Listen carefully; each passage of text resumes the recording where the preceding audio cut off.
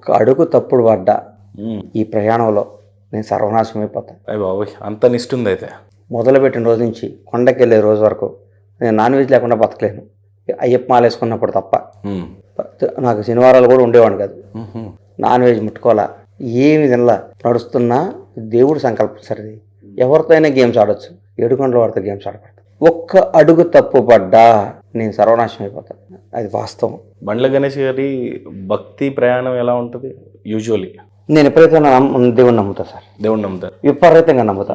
నాకు ఎవరైనా తెలియనాడు ఎదురొస్తే కూడా భయపడతాను. ఉమ్. నాకు అంత సెంటిమెంట్స్, విపరీతమైన సెంటిమెంట్. నేను విపరీతంగా నమ్ముతాను. నేను ఆల్మోస్ట్ ప్రతిరోజు గుడికి వెళ్తాను.